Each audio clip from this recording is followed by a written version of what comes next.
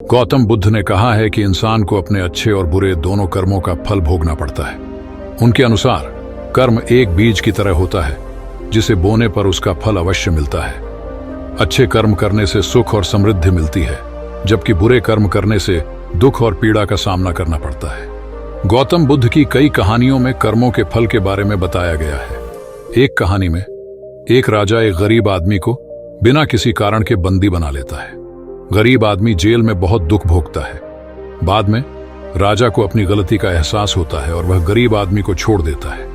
राजा को अपने बुरे कर्म का फल भोगना पड़ता है। एक अन्य कहानी में एक आदमी एक भूखे शेर को खाना खिलाता है। शेर आदमी से बहुत खुश होता है और उसकी रक्षा करता है। आदमी को अपने अच्छे कर्म का फल मिलता है।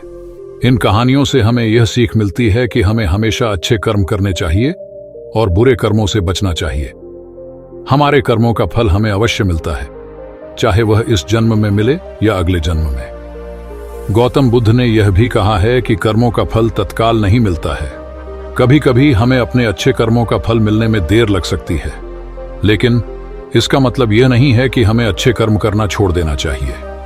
हमें हमेशा अच्छे कर्म करते रहना चाहिए और अपने कर्मों के फल का इंतजार करना चाहिए।